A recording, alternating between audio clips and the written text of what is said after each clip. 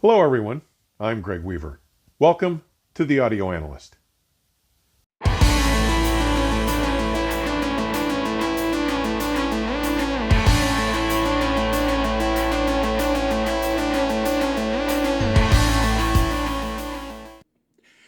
Last week, I covered 8 wonderful sounding rooms I encountered during the Sophomore Southwest Audio Fest held at the Hilton Anatole Hotel in Dallas, Texas.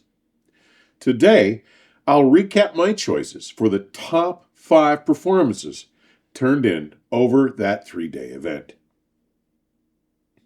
First up, the system assembled in the Lalique room by Krystal Clear Audio Video, a local Dallas retailer. I'm sorry to say that I didn't record any video of this room. But this room was decked out with Burmester reference series components, one step down from their flagship signature line from start to finish. Sources were either the Burmester 111 Music Center, a combination music server, CD player and ripper, DAC and analog preamplifier, or their 175 turntable, which comes as a plug-and-play suite with a Cardanic or twin-axis 9-inch carbon aluminum tone arm. The Burmester 077 preamp with phonostage is a dual mono design with a self-adjusting phonostage that automatically compensates for any channel imbalances in the pickup system. It handed off to a pair of the Burmester 218 stereo amplifiers configured as monoblocks, with a completely DC-coupled signal path and an output of 165 watts into 8 ohms, 225 watts into 4 ohms, or 400 watts into 2 ohms. These mono 218s drove a pair of the massive 400-pound Burmester BC150 loudspeakers. They use a pair of air motion transformer tweeters, with the second tweeter installed on the rear of the enclosure, adjustable to tailor the spatial depth of the soundstage. There is a 7-inch mid-range mounted beneath the front AMT, and a 12.5-inch woofer mounted on the outside baffle of each enclosure. Power was conditioned using the Burmester 948 power conditioner. Products rested on a Critical Mass Systems QR double-wide rack, while the 218 amplifiers sat on the CMS QR amp stands. Cabling was an entire loom of Kubala Sosna Realization Series cables. This system's performance was glorious. Its ability to portray both the convincing texture and lifelike dynamics of Gene Ammons' tenor sax from his 1964 Boss tenor release was about as well rendered as I've ever heard. When I requested music more in my lane, like Dire Straits, the bloom and texture on Mark Knopfler's 1959 Gibson Les Paul Standard on You and Your Friend was exceptional. And hearing Tin Pan Alley, Stevie Ray Vaughan's iconic number 1, his 59 Fender Stratocaster, was presented with excellent presence and an expansive sense of the space and air of the recording. Next, we head into the Batik room, sponsored by Next Level HiFi of Wayne, Illinois, the largest and oldest Audio Group Denmark dealer on planet Earth. The system they were showing here was virtually identical to the setup they auditioned at the recent Florida International Audio Expo, where the world got its first listen to the Boris & Acoustics T5 Silver Supreme Edition. The heart of this system was the new AVIC U588 all-in-one, a streamer, DAC, preamp, and amplifier, which rendered files sourced from Qobuz. With an output of 600 watts into 4 ohms, the output of the U588 Unity amplifier was used to drive the mid-range tweeter section of the T5 SSEs. An AVIC P588 power amplifier, with its identical output of 600 watts into 4 ohms, was used to power the new T5 SST's 4 Audio Group Denmark designed and fabricated 8-inch Borison iron-free 8-inch drivers. All cables and ancillaries were from Enzus, including the D3 Mains 8 power distributor, D3 power switch, and D2 power box, a dedicated DC power supply unit to power the active noise cancellation in the cables and speakers. Cables included an entire Anzus D3 loom, including 2 5-meter sets of speaker cables, several 2-meter mains power cables, a 2-meter digitals LAN cable, and 2-meter signals RCA interconnects. This system's performance when playing tracks like Marcin Potswalek's acoustic guitar version of Led Zeppelin's Kashmir was delivered with such control, down into the lowest registers, and with an exceptionally refined degree of balance between its musically engaging and faithful tonality and texture, and its precise and transparent view into each performance. Moving into the Edelweiss room, sponsored by High End by Oz of New York and Cake Audio of San Clemente, California, I was really impressed with the way this system gelled. Sources here included the Pink Fawn Music Server with the Viva Audio Numerico DAC, or the exceptional United Home Audio Ultima Apollo Open Reel Tape Deck with its outboard power supply from Greg Barone, which was what I listened to during my various visits to the room. Preamplification was provided by the Viva Audio Linné preamp, with its external power supply and multi-tubed complement, using a pair of low-noise 6 C45Ps, a pair of 6 N1P dual triode drivers, and a pair of directly heated 2A3s. The Viva Audio Solista Power Amp, a single-ended integrated amplifier using a pair of 6 C45I input triodes, a pair of 6 SN7GT drivers, and 2 pairs of 845s to create an output of 22 watts per channel into 8 ohms. Viva Audio was highlighting the world premiere of their Verticale loudspeakers. The Viva Audio Verticale is a 3-way loudspeaker system with a separately powered low-frequency section, which uses 4 10-inch long-throw woofers per channel, with a pair mounted on each side of the panels of the enclosure. It also uses a 6-inch horn-loaded mid-bass, a 1.4-inch horn-loaded compression driver, and a proprietary horn super tweeter. With crossover frequencies at 200, 1200, and 10,000 Hz, a normal impedance of 6 ohms, and a sensitivity of 98 decibels, they presented no issues for the Viva Audio Solista amplifier to drive.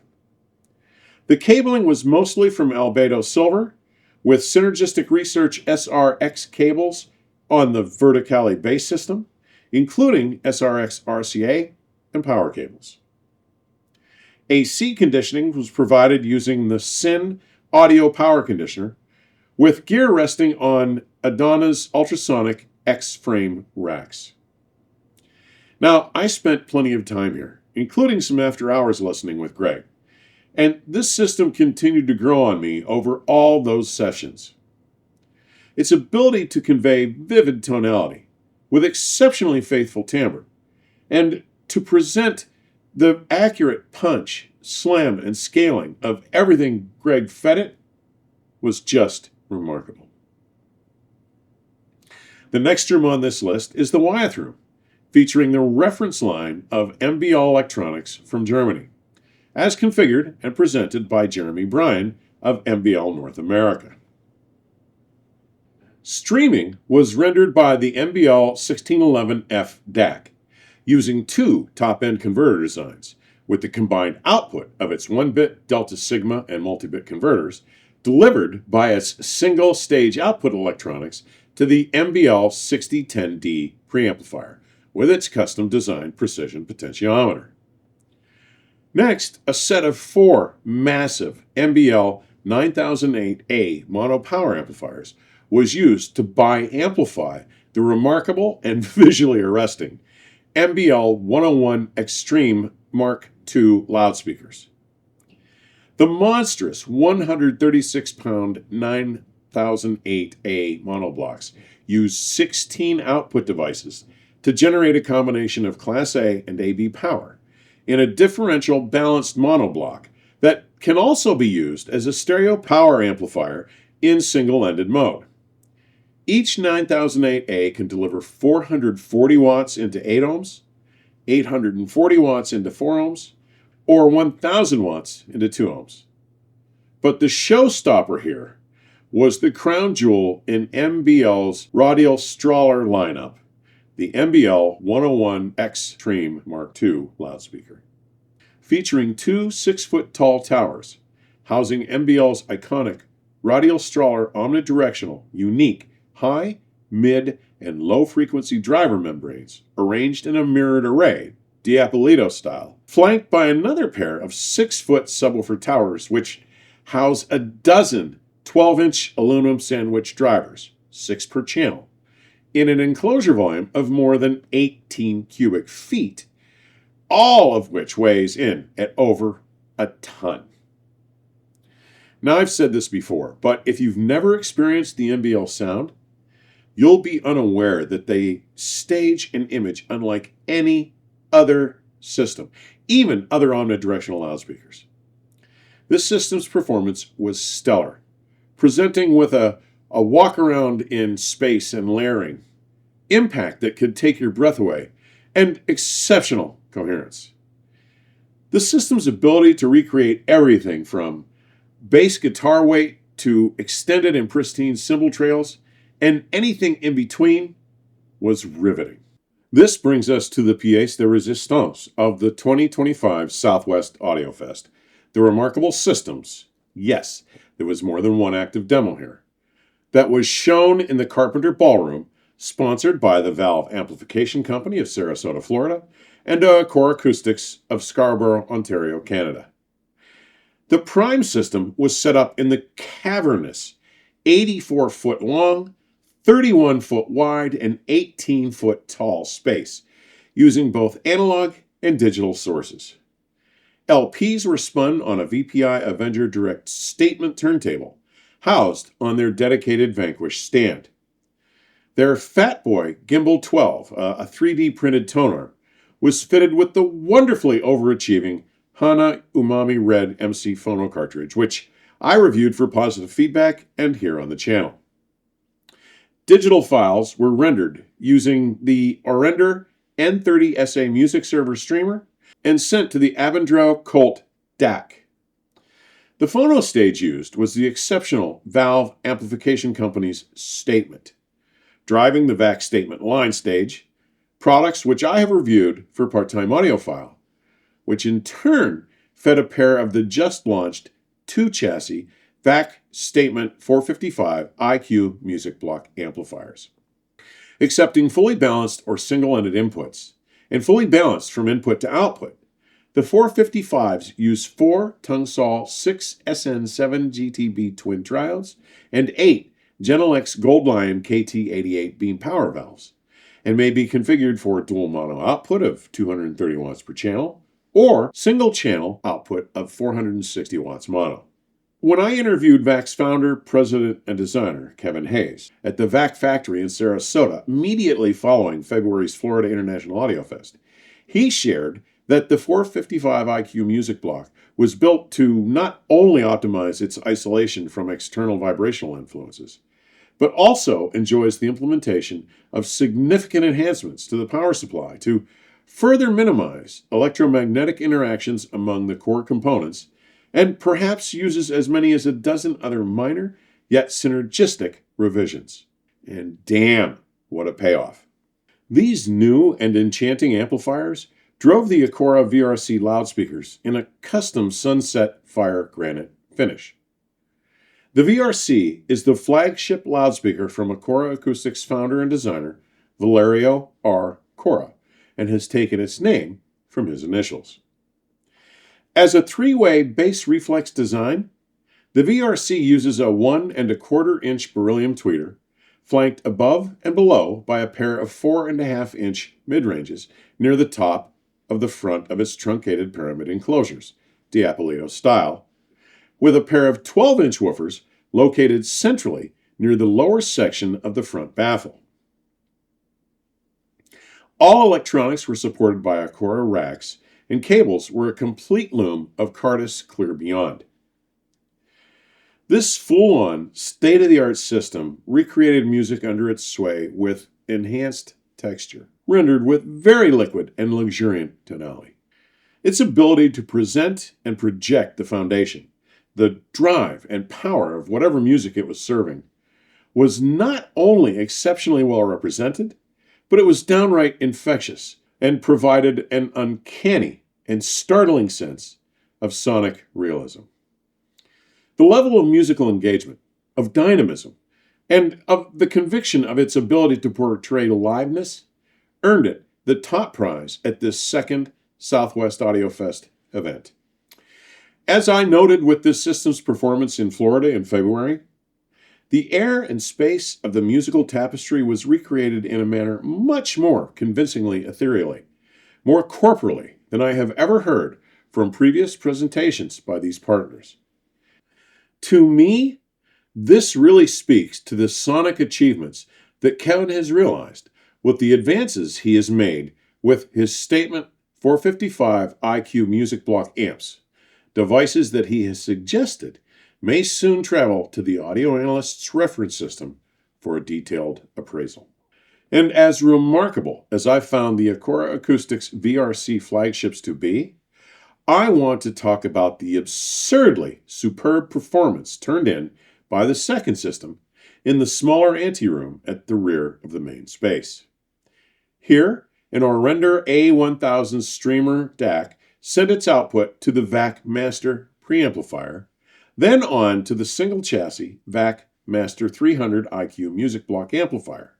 The more affordable Master 300 IQ uses the same tube complement as the Statement 455 IQs and is configured to deliver 160 watts per channel in stereo or a 300 watt mono output at 4 ohms. This system alternately drove a pair of the recently introduced floor-standing Acora MRC 3s finished in a Grigio Carnico marble, or the stand-mounted Acora MRB1 monitor in its optional fantasy brown finish.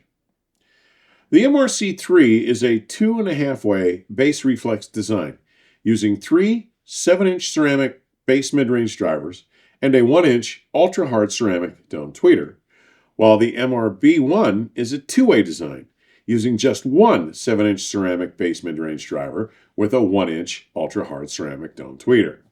The racks here were also the Acora models, and the cabling loom was Cardus Beyond Clear series.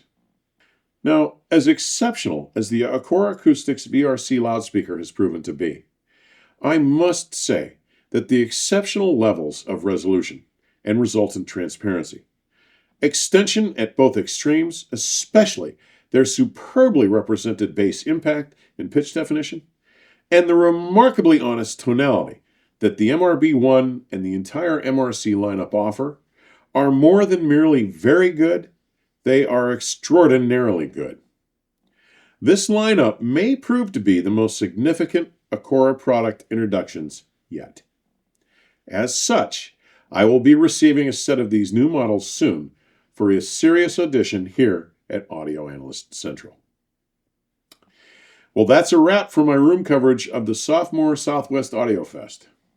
As always, thank you for taking the time to drop by today. Further information on supporting the channel may be found in today's description section or at my companion website, theaudioanalyst.com. Please stay safe and keep the music playing. Till next time, cheers.